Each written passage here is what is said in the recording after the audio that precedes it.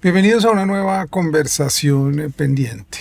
Hoy quizás con mucha más urgencia que en otros momentos de nuestra historia, la educación es una pregunta que debería abrirnos a los sentidos y a los horizontes que creemos que tenemos que perseguir, quienes pensamos que el mundo tiene que transitar hacia una idea mucho más humanista, progresista y justa del mundo que la que se quiere imponer mediante no solo las autocracias y las falsos autoritarismos, sino también a través, por supuesto, de la inteligencia artificial y del aceleracionismo y la ilustración oscura, como lo prometen los profetas de la catástrofe que hoy quieren dirigir el mundo.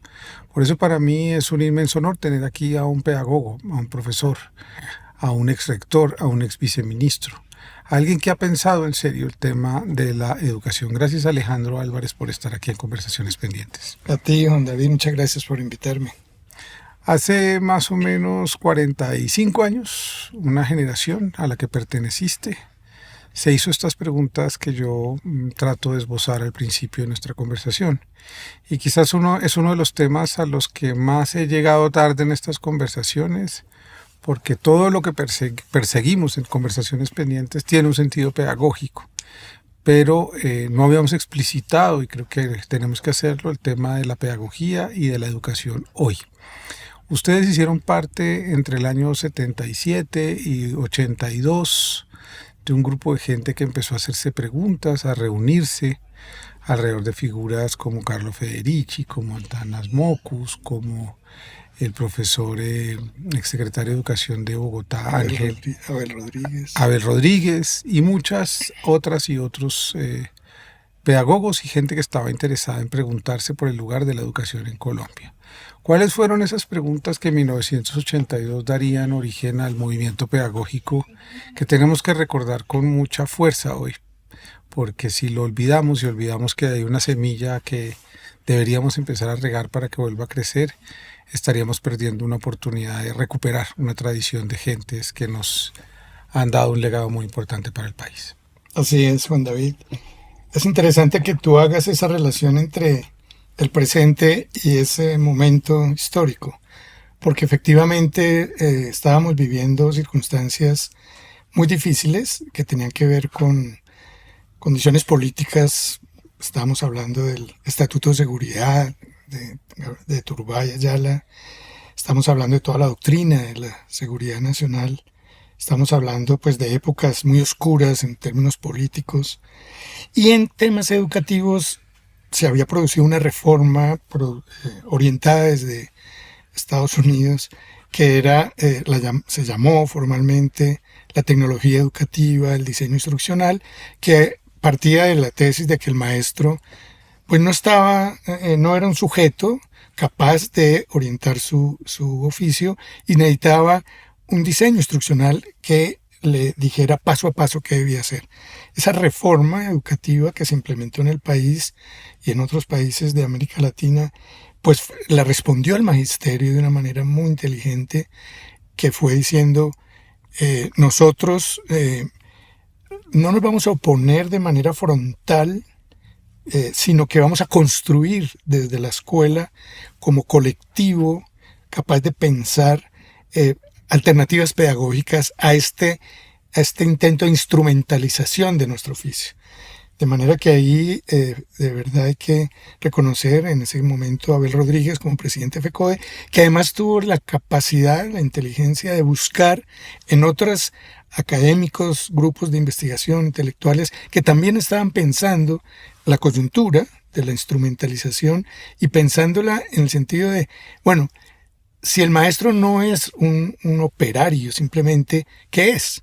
Esa fue la primera pregunta. Y surgieron varias tesis, pero se construyó como una idea global que nos jalonó, que fue el maestro es un sujeto de saber. Es decir, es un intelectual, es un profesional, y esa fue una tesis muy novedosa. Incluso en América Latina se reconoce que ahí hubo un aporte valioso. Entonces, esa convocatoria llevó a movilizarnos en organizaciones muy originales, que no necesariamente estaban preformadas, formateadas, sino se invitó a los maestros a organizarse y para pensar la pedagogía y proponer alternativas concretas. Surgieron redes, círculos, colectivos de diferente tipo en todo el país y eso fue lo que llamamos movimiento pedagógico. Ese movimiento tuvo conquistas de las que ya vamos a hablar, pero también tuvo tensiones que quizás se conviene también recordar hoy. Y es un poco la idea de que los maestros y de que los pedagogos no son intelectuales, no pertenecen al mundo de la cultura, que ese es otro mundo y aquí hay incluso dentro de las propias izquierdas hubo discusiones intensas sobre eso. ¿Por qué a partir del neoliberalismo se ha insistido tanto en quitarle el sentido intelectual de pensador o de pensadora a los maestros y cuáles fueron esas discusiones en los años 80 antes de llegar al gran logro del movimiento pedagógico que ya vamos a mencionar? Pues era un poco el neoliberalismo en realidad creemos que se instituyó como política educativa, en el caso de la educación, un poco más tarde. Pero ya en ese momento había una directriz desde ese momento que era el estado de bienestar, digamos, que quería incidir directamente en lo que hacía el maestro. Porque el neoliberalismo en realidad suelta, abandona esa tesis de que hay que decirle al maestro qué hacer. Es curioso, y eso tiene que ver con toda la sociedad de la regulación. Pues es el último coletazo del estado de bienestar, ya con Thatcher y Reagan en el poder desde el 80, pero eso que se quiere instrumentalizar en Colombia es todavía un coletazo. Empieza esto que sucede en los finales de los 70 y los 80, estamos todavía, digamos, en el estado de bienestar. Pero hay como un vacío en los años 80. En Colombia y luego del movimiento que generó la Constitución y luego Gaviria es el que hace la apertura económica y también empieza a hacer eco a las políticas neoliberales en educación. Samper intenta frenar un poco eso, pero ya después con Pastrana y todos los otros gobiernos sí se implementa toda esa política neoliberal. ¿En qué consiste fundamentalmente? En decir, nosotros no damos directrices específicas sobre currículos, sobre el qué hacer, simplemente regulamos. Es decir, nosotros vigilamos que haya unos estándares, y eso lo definen los gobiernos neoliberales, con Cecilia María a la cabeza, define unos estándares, define unas competencias que deben tener los niños y que los maestros deben procurar en su autonomía curricular, porque la ley 115 que se le debe a la Constitución y al movimiento pedagógico sí propició la autonomía de la escuela y el maestro, y ellos dijeron, ok, autonomía, pero nosotros definimos estándares y competencias. Y eso lo medimos en pruebas estandarizadas. Y los maestros, y los publicamos y los ponemos a competir, teoría del mercado, para ver cuáles son los mejores colegios. Y incluso intentaron, no lo lograron, como en Chile, decir que los maestros podían perder su estabilidad laboral dependiendo de los resultados de los niños en las pruebas estandarizadas. Eso FECODE lo frenó y no lograron implementarlo, pero iban hacia allá. Eso es el modelo de la regulación. Te dan autonomía, pero te regulan vía estandarizaciones y pruebas, en este caso las pruebas saber, que funcionaron para ese sentido. Partían un poco también del principio de el maestro debe tener unos estándares que debe cumplir. Entonces le quitaron la autonomía. Iba en contravía de la tesis de que el maestro es un intelectual capaz de crear, sobre todo un sujeto colectivo. El movimiento pedagógico impulsaba mucho la idea de que era más que un individuo, un sujeto colectivo, porque las características de la educación, porque trabajan en una escuela, y es una responsabilidad colectiva. La ley 115 en eso también fue muy interesante. Habló de la comunidad educativa, capaz de definir el norte de la escuela, de su rumbo, su proyecto educativo. Pero con las políticas neoliberales, mira que también fueron inteligentes en esto, sin cambiar la ley. Simplemente dijeron, autonomía, pero yo les regulo por este lado. Y eso fue lo que sucedió. Claro, todo lo contrario a lo que nosotros hemos planteado. El maestro, como sujeto colectivo, es capaz de producir saber y de orientar de la mano de las comunidades, por supuesto leyendo bien, hay unos marcos, hay unas normas básicas en el marco de esas políticas que deberían ser públicas, es decir, deberían ser de largo aliento, de Estado. Eso tampoco lo hemos logrado. El movimiento pedagógico no logramos, por el neoliberalismo, que las políticas educativas se volvieran políticas de Estado, como lo había previsto la ley, que se buscó hacerlo a través de dos mecanismos. Los planes decenales, algo muy interesante en educación, es decir, con una consulta ciudadana y de la mano de los maestros, se orienta a 10 años los marcos generales de lo que debe ser la educación escolarizada, y conjuntas locales, departamentales, nacional, representativas, nombradas democráticamente, se va orientando ya las particularidades de lo que la ley decenal dice para implementarla en los territorios. Eso hubiera sido interesante. Así quedó planteado en la ley y los gobiernos neoliberales nunca cumplieron con esa obligación. A eso iba, esos 12 años, digamos, para enmarcar el calor, digamos, del movimiento pedagógico entre el año 82 y el 94, que es cuando se consigue la Ley General, la gran reforma de la Ley General de Educación, o la promoción de la Ley General de Educación, que es una ley muy importante para el país, es una conquista social inmensa que ya vas a explicar en lo que consiste. ¿Cómo podrías tú definir o contarnos cuáles fueron, digamos, las perspectivas y los horizontes más importantes de esos 12 años de trabajo que quizás nos sirvan de pistas hoy para recuperar y tirar de esa liana que se nos quedó en el camino a veces en muchas ocasiones? Así es. Yo creo que fue pues una apuesta que funcionó, y es el maestro como intelectual y sujeto de saber colectivo es capaz de crear en medio de circunstancias muy adversas y más allá de lo que esas circunstancias dirían que habría que hacer. Las circunstancias muchas veces dicen que habría que confrontar, que habría que... la tradición sindical de FECODE había sido muy importante, digamos, en la movilización y en la confrontación contra las políticas educativas.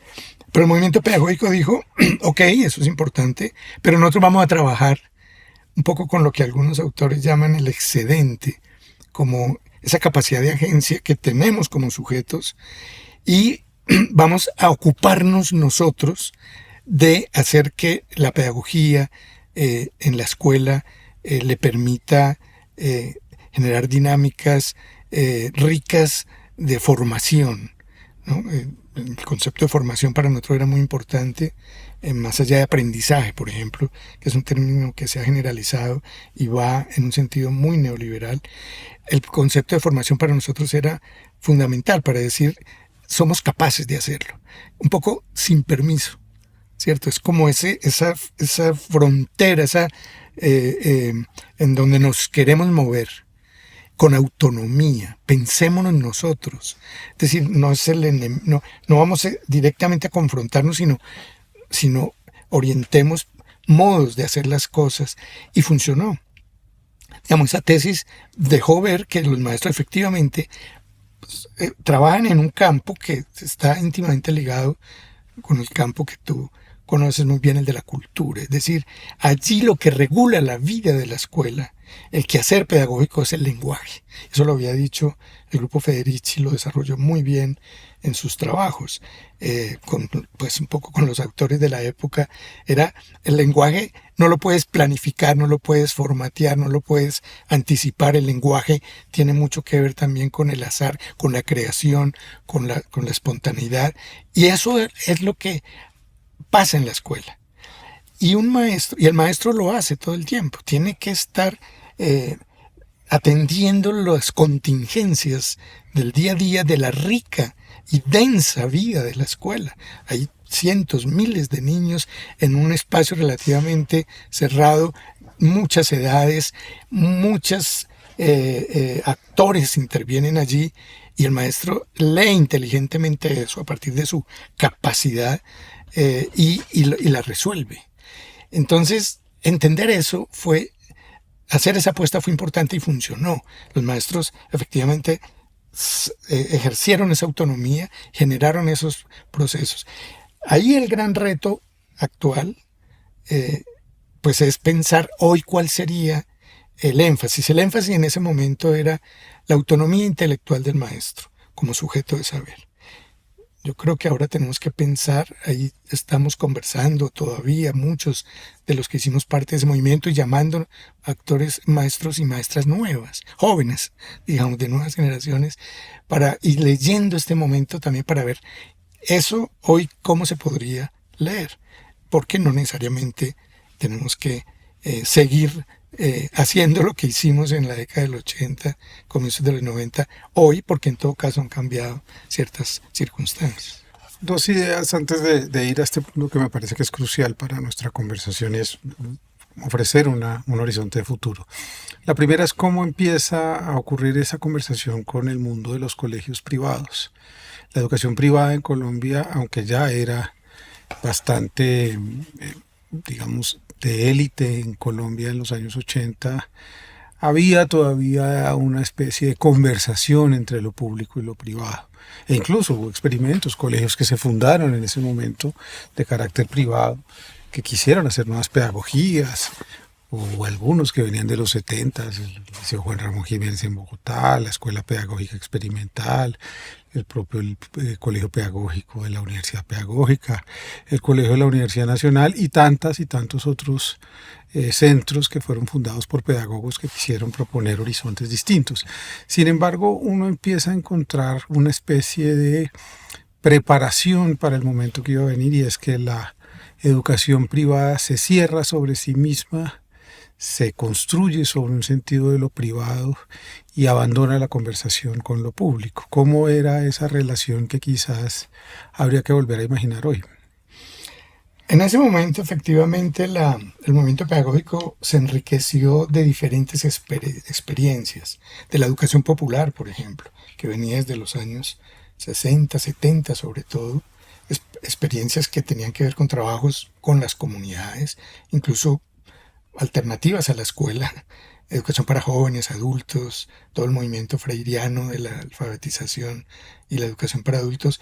Eso enriqueció mucho porque desde la educación popular también y con Freire se llegó a la conclusión de que también la escuela era un lugar donde sí era posible crear y construir alternativas de vida y donde los maestros efectivamente tenían un margen de autonomía que podían ejercer.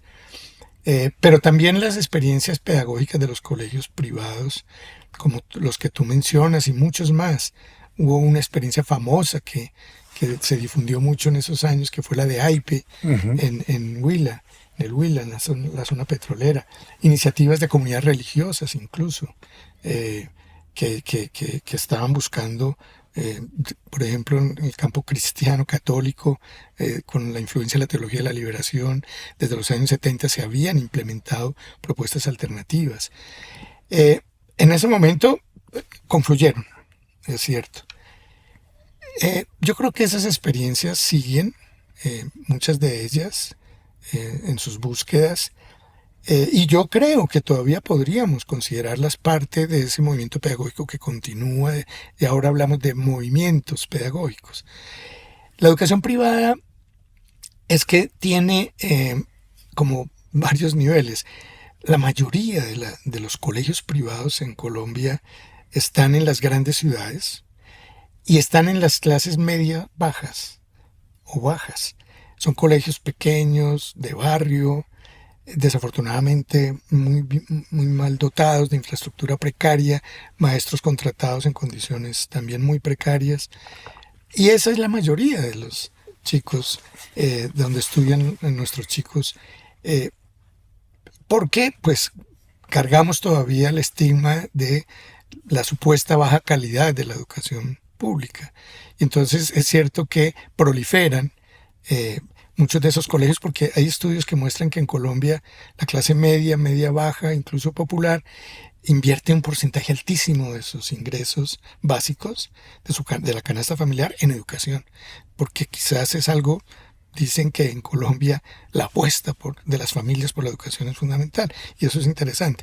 Pero ese es un sector. Lo otro son los colegios de élite, que sí han estado también con tendencias pedagógicas interesantes, hay que decirlo, desde el liceo francés, pasando por supuesto por el gimnasio moderno y muchos de los colegios de élite pedagógicamente, pero ahí no hay diálogo, es cierto, ahí nunca nos conectamos, nunca hicieron parte del movimiento pedagógico, y yo creo que la educación privada, habría que ver qué es lo que está pasando hoy, pero tuvo una época en que fue favorecida por las políticas neoliberales con todo esto de ser pilo paga bueno, eso fue para las universidades, pero también se quería implementar para la educación privada con los colegios en concesión, sobre todo, o los colegios en convenio. Entonces el Estado financiaba los colegios, la matrícula, y eso les permitió crecer y enriquecerse de alguna manera. Pero no hubo diálogo, es verdad, y no hubo comunicación con el movimiento pedagógico. Pero en ese diálogo que hubo entonces, y con eso cerramos el círculo, digamos, del pasado y ya vamos hacia el futuro, se produjo esa ley. Y esa ley es muy importante para Colombia. A mí me gustaría que contaras un poco cómo fue la construcción de esa ley, cuál es la propuesta de esa ley que sigue vigente aún hoy, 22, 23 años después, 33 años después, perdón. ¿Cuál fue el planteamiento de la ley? ¿Qué es lo que tú consideras que se consiguió y qué es lo que habría que reformar, que fue materia de discusión en el gobierno pasado, llegando incluso a ciertos momentos de mucha tensión con los sindicatos como FECODE? Esa ley es resultado, digamos, de un acumulado, lo que algunos llaman la masa crítica que se formó gracias al movimiento pedagógico entre el magisterio, pero no solo, sino también todo este conjunto de académicos intelectuales, pero también de organizaciones sociales. Incluso el movimiento indígena, el CRIC, en particular en el Cauca, los nazas, bebieron de alguna manera del movimiento pedagógico y leyeron a su manera su proyecto educativo y empezaron a reivindicar la educación propia. Hay una profesora muy querida de la Universidad del Cauca que ya publicó un libro y viene otro derivado de su tesis doctoral que recogió la historia del proyecto educativo del CRIC que terminó hoy en la ley de educación propia. Entonces hubo un acumulado que permitió en esa coyuntura después de la Constitución del 91 decir, bueno, ok, la Constitución había dicho que comenzáramos con una ley estatutaria, pero pues recordemos que estaba Gaviria y él no le apostó a eso.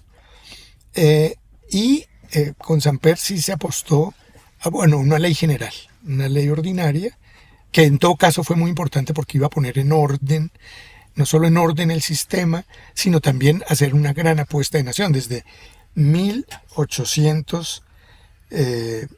1903 no había una ley general de educación. Había habido reformas.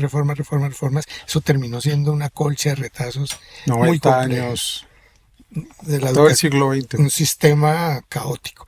Eso fue una gran virtud, pero además recoger el espíritu de la Constitución, que era, es cierto que la ley regula el servicio de la educación, no el derecho, esa la tenía que regular una ley estatutaria. Pero en todo caso, parte de ese principio, la educación es un derecho fundamental, esencial, un derecho esencial de la condición humana.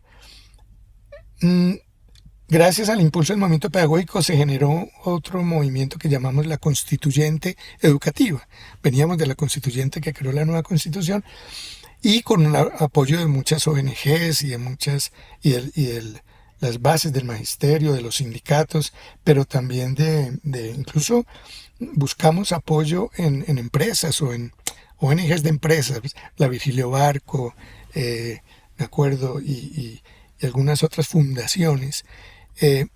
Logramos movilizarnos y recoger como la esencia de lo que debía ser esa ley, y eso se tramitó en el Congreso, pero acompañado de una gran movilización, la constituyente, muchas mesas de trabajo, etc. Y con el apoyo de FECODE, que también estaba en ese momento, que era un gran respaldo. Son varias cosas la que la ley 115 logró, pero yo diría, primero, la autonomía de la escuela. la flexibilidad curricular. Pensar los currículos articulados en áreas del conocimiento, no dijo son 11 o 15 materias obligatorias, no, son 9 áreas fundamentales. Y la escuela puede alrededor de esas áreas generar proyectos pedagógicos integrales, interdisciplinarios, lo que se conoce como pedagogía por proyectos. La ley 115 abrió el espacio a algo que el movimiento pedagógico venía impulsando autónomamente. Ya teníamos un marco legal que nos lo oficializaba y nos lo permitía. La autonomía de la escuela, la flexibilidad curricular, la democratización. Creó en la escuela unas formas de gobernabilidad democráticas, empezando por el consejo académico, el consejo directivo con representación de padres, incluso del sector empresarial, para que pues, siempre partíamos de la tesis de que la sociedad era un asunto de todos y todas las voces tenían que intervenir. Representantes estudiantiles, se creó el consejo estudiantil, el personero estudiantil, elegido democráticamente, ejercicios de participación democrática en la escuela entre los estudiantes. Eso también fue, creo, un aporte de la ley 115 muy importante, y creo que eso la escuela ha logrado instituirlo y ha funcionado. A pesar de todas las políticas neoliberales que van en contravía de esas ideas fuerza de la ley 115, pero aún así creo que la escuela en ese sentido ganó muchísimo en la posibilidad de pensarse. Yo creo que la idea del proyecto educativo institucional, el PEI, se desvirtuó un poco al principio, porque ahí vino otro momento de la política de los ministerios que llegaron y empezaron a ser muy directivos, a decirle el PEI debe tener, y le hice una lista de 16 puntos, y entonces los colegios era como un checklist que se dedicaron y entréguemelo y yo le doy el visto bueno para que usted funcione. Se desvirtuó.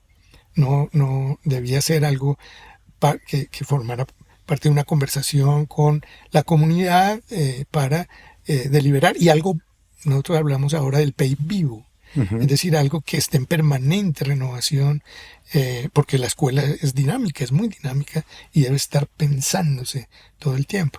Eso creo yo que son como las ideas fuerza de la ley 115.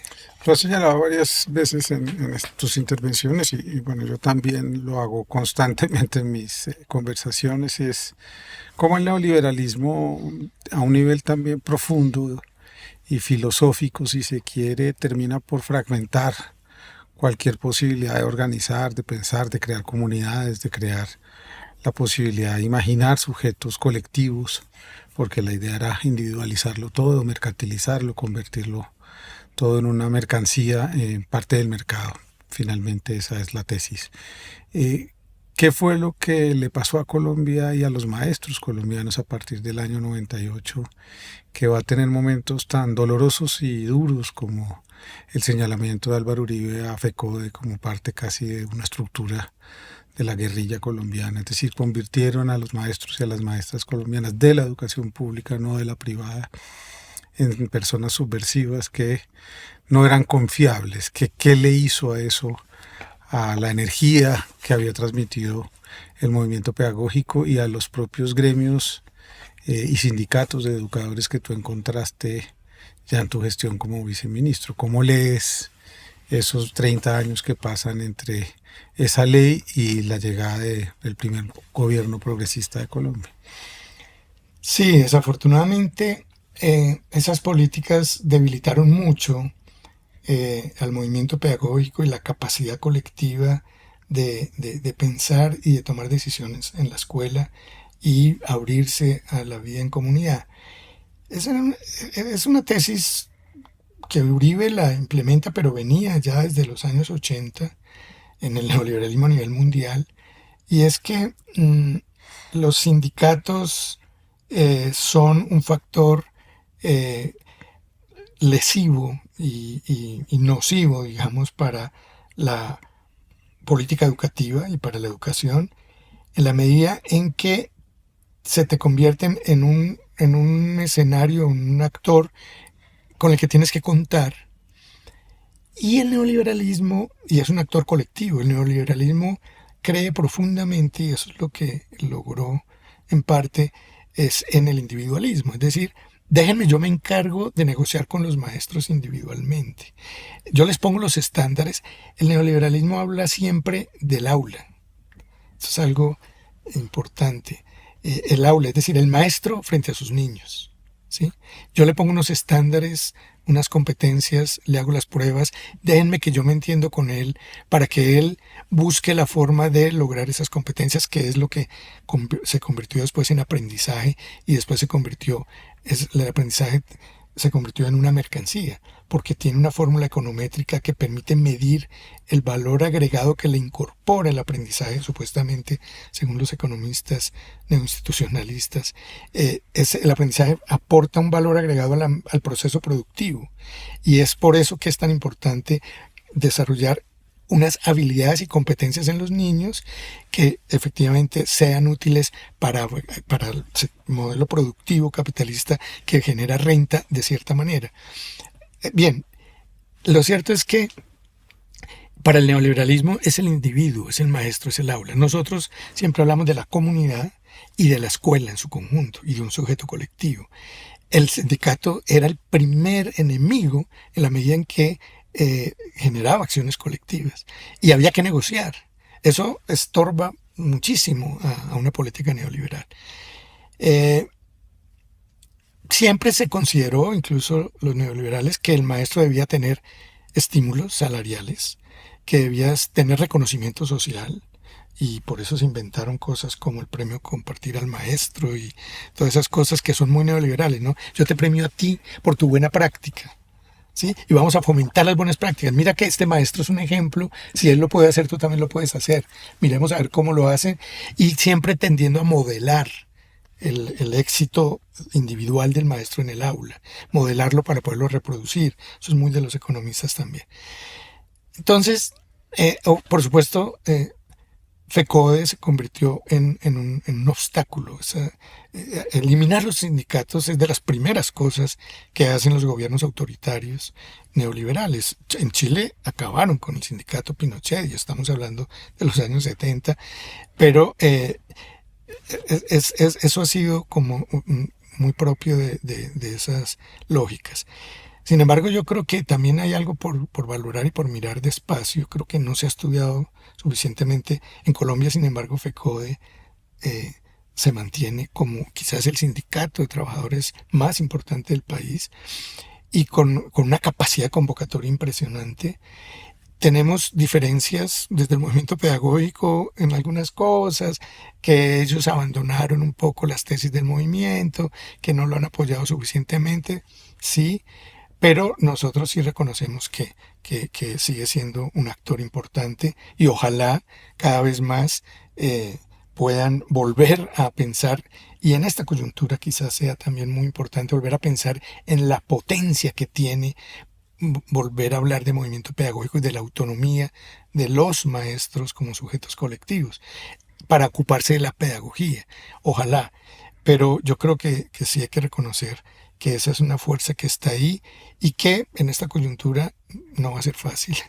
Yo voy a saltarme todo el momento político porque no voy a desaprovechar que estés aquí. Eres alguien que ha pensado y eres un intelectual de la educación, no eres solamente un pragmático y un político que se ha dedicado a pensar las gobernanzas, las reformas, las leyes, sino que has pensado en la profundidad, y creo que hoy más que nunca tenemos que empezar a conversar sobre eso, porque hablamos mucho de los sistemas, de las formas, pero no hablamos del fondo. ¿Cuál educación hoy? ¿Qué es lo que te sugiere el momento para pensar qué es lo que tenemos que empezar a imaginar? Hablamos de educación en abstracto, pero no hablamos de cuál educación. ¿Qué es lo que tenemos que recuperar en la educación privada, pública, familiar, vecinal, comunitaria, no educativa, en donde quiera que sea? El mundo nos está presentando unos desafíos, y creo que tenemos que volver a las preguntas que ustedes se hicieron en los años 70, y es: ¿cuál educación? ¿Hacia dónde estamos mirando? ¿Qué es una buena vida? ¿Qué es la ética? ¿Qué es respetar y vivir con otros? ¿Qué es imaginar el dolor y la justicia social en otros? ¿Qué es poder conocer un país intercultural como pocos en el mundo? En fin, Me gustaría que hablaras un poco ya de lo que estás además pensando en este momento. Sí. Es un momento diferente el que estamos viviendo, el de hace 30, 40 años, 50 años, porque la sociedad se volvió educadora. Digamos, el actor durante mucho tiempo, estoy hablando hasta los años 60, el Estado se llamó el Estado docente. Dentro del modelo de Estado Bienestar era el Estado docente, era el educador, y lo hacía a través de la escuela, la institución escolar. Pero la explosión de las nuevas tecnologías, de los medios de comunicación y la complejización de la vida urbana y todas las redes de comunicación contemporáneas, digo contemporáneas de los últimos 70 años, fue creando esto que llamamos la sociedad educadora. Y entonces la escuela dejó de tener el monopolio y digamos, la hegemonía en la educación. Ya educación es muchas más cosas. La gran pregunta para la escuela, para los maestros, para el movimiento pedagógico, digamos, sería ¿qué lugar ocupamos en el contexto más amplio de los procesos educativos? Nos educamos de muchas maneras. Digamos, habría que diferenciar, la ley 115 lo hizo, la educación formal, no formal, informal. Nosotros somos sujetos de aprendizaje, aprendemos desde que nacemos, nos formamos todo el tiempo en las interacciones socialmente, sí, pero hay acciones intencionadas. Y esas acciones intencionadas hoy en día ya no las maneja solo la escuela. Los medios de comunicación, la televisión misma nace como un proyecto educativo intencionado. Y hoy en día sigue siéndolo. Ya con los nuevos formatos de las plataformas y todo eso, pero hay detrás un proyecto de sociedad, de ser humano, y hay una intencionalidad pedagógica que a veces no son explícitas, pero ellos las tienen. No es verdad que eso sea espontáneo. Desde la televisión comercial, digamos, recreativa, para niños, jóvenes, adultos, todo ahí tiene una intencionalidad pedagógica. Ahí no es informal, ahí hay una cierta formalidad. Pero en general lo de las redes y las pantallas de ahora, pues todavía con mayor razón. De manera que lo que hay que pensar ahora es cómo podemos convocarnos ya. El movimiento pedagógico puede ser parte de un gran movimiento, yo diría cultural, que promueva una manera de entender al ser humano, al sujeto, pero entendernos como colectivos, como también en conjunto, como proyectos societales, que eso es exactamente lo que podría hacerle resistencia a esa tesis neoliberal del individualismo, del mercado, de la competitividad. Es la solidaridad, es la vida, la acción colectiva, la acción conjunta, pensando en la humanidad como la compasión, por ejemplo, valores como la posibilidad de reconocernos. Tanto hemos hablado de la diversidad, de la diferencia que tanto les duele a los gobiernos autoritarios y tanto atacan y tanto persiguen. Hoy creo que es seguir insistiendo en eso, en lo que hemos insistido siempre, pero ahora en momentos como este con mayor razón. De manera que hay un reto muy difícil y lo tenemos que hacer con muchos más actores. Es lo que yo creo que hay que pensar. No solamente los maestros, la escuela tiene que pensar un lugar que ya no es el que tuvo, es un lugar mucho más modesto. Hay que pedirle a la sociedad que le reconozca eso a la escuela porque es que le exigen mucho. Se le exige demasiado a los maestros y por eso hay una carga excesiva de juicio de la sociedad de lo que pasa, y entonces decimos que hay violencia porque es que entonces ¿en qué colegio estudió ese asesino, ese narcotraficante? No, perdón, un momentico. O sea, no le atribuyamos tantas cosas a la escuela. Hoy cada vez tiene menos peso en la posibilidad de pensar un proyecto educativo de sociedad. Eso no quiere decir que no sea muy importante, pero tiene sus singularidades, sus particularidades. Y lo que sí hay que generar es un gran movimiento cultural, creo yo, en donde yo creo que este gobierno que terminó intentó apostarle por las acciones colectivas, por las formas organizativas de diferentes expresiones de la diversidad social y cultural que tenemos en un país como el nuestro, ¿no? Que es rico también en eso, en la diversidad cultural. Entonces, creo que esa es una tarea urgente, pero no la tenemos fácil, ¿no? Ojalá seamos capaces de no distraernos demasiado, digamos, por reaccionar, en el sentido reactivo, en el sentido de defendernos, sino de concentrarnos un poco en nuestro proyecto de sociedad y de humanidad, e insistir. Nosotros estamos hablando en un colectivo que estamos impulsando, lo llamamos colectivo pedagógico, de insistir. Quizás resistir a veces nos lleva como a oponernos, como a chocar. Insistir es hacer lo que hemos hecho durante tantas décadas.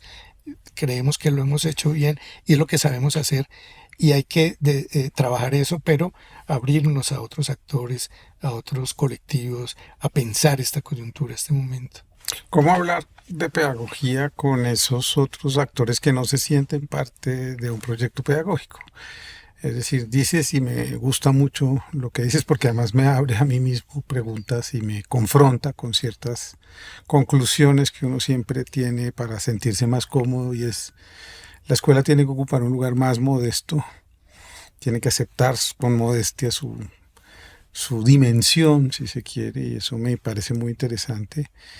Pero si aceptamos la dimensión de la escuela como uno más de muchos otros lugares simbólicos en los cuales nos educamos o aprendemos cosas, ¿cómo imaginar una conversación con esos otros lugares, comunidades vecinales, familiares, institucionales?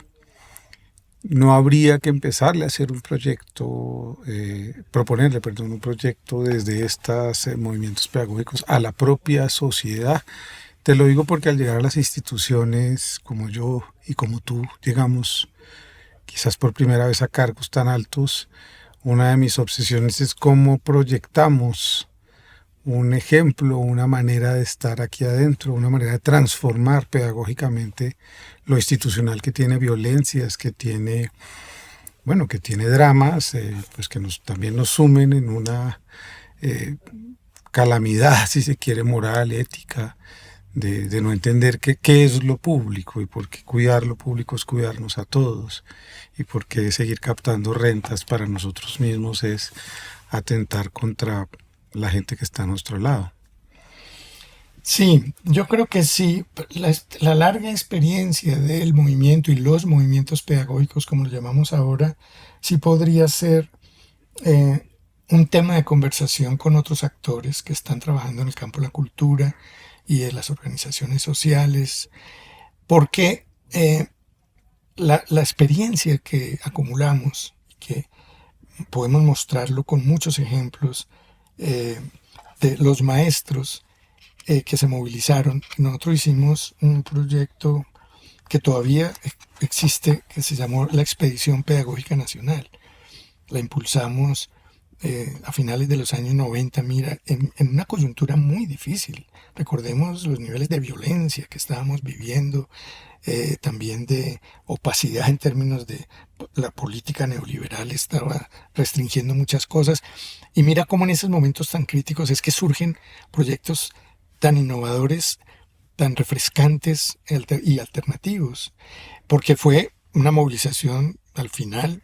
El balance de esa primera etapa de la expedición pedagógica fueron más de 3.000 maestros con los que recorrimos el país, visitándose entre ellos. Maestros que salían de una escuela iban a visitar a otro maestro, lo llamábamos el maestro expedicionario, y el maestro anfitrión lo recibía, la escuela lo recibía con bombos y platillos en los pueblos, salía el carro de bomberos, llegaron los expedicionarios, salían carteles, duraban 2 o 3 días en ese pueblo y conociendo la experiencia, no las innovaciones de los maestros, sino qué haces, cómo trabajas en veredas, en pueblos difíciles, en zonas de violencia incluso, cómo trabajas con este cerco paramilitar y guerrillero, y cómo haces tú para resolver las cosas.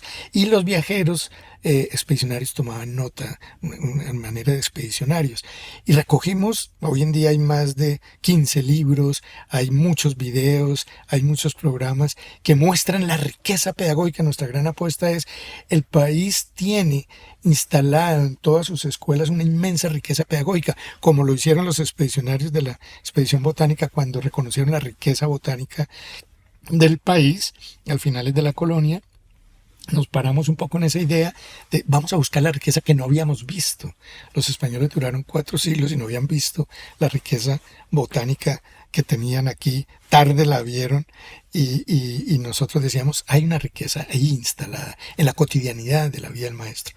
Entonces yo creo que, y esas experiencias, muchas de ellas tenían que ver con los vínculos con el entorno, con la comunidad, con la cultura, con las tradiciones.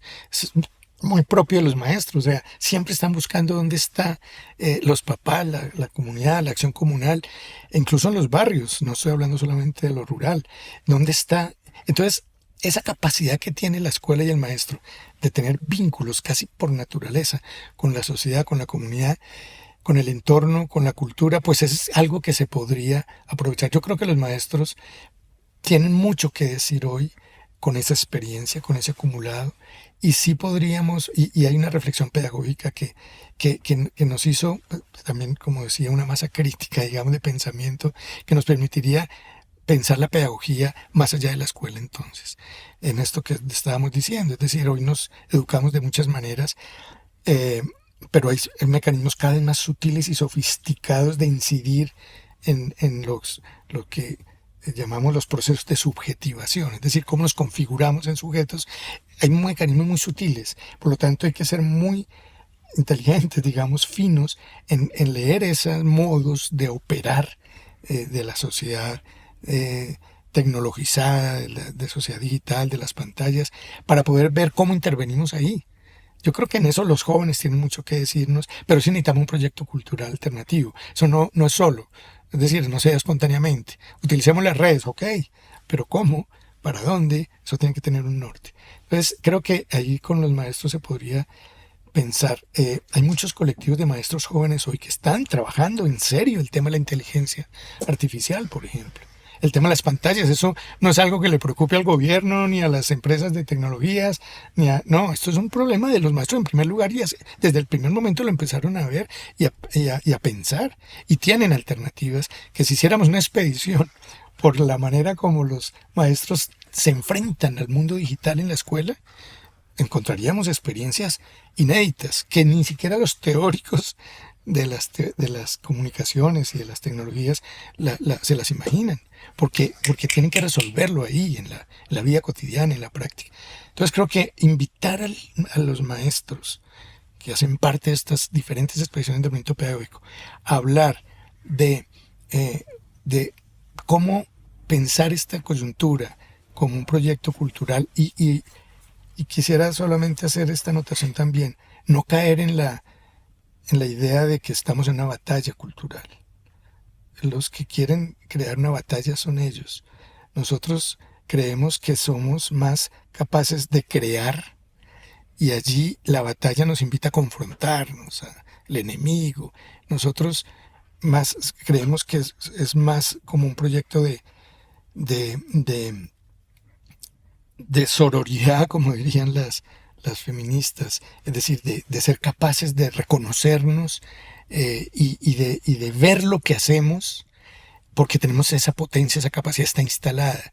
Es simplemente juntarnos y mirarnos y ver cómo aprendemos unos de otros y nos fortalecemos en estos tiempos difíciles. Pues Alejandro, creo que nos regalas muchas perspectivas, ideas para seguir proponiendo, y de hecho estoy pensando en cómo proponer dentro de estas conversaciones un espacio sistemático, periódico, sobre el tema de la pedagogía y de la educación, para hacer lo que nos señalas, para ir a averiguar qué es lo que hace un maestro o una maestra, y quizás acoger tu tesis de que la escuela y la universidad son excedentes a la sociedad de control, es decir, son espacios que todavía pueden experimentar con otras formas, que pueden escapar a estas formas de control y de vigilancia que cada vez más se imponen en el mundo. Gracias por estar aquí en Conversaciones. David, muchísimas gracias a ti.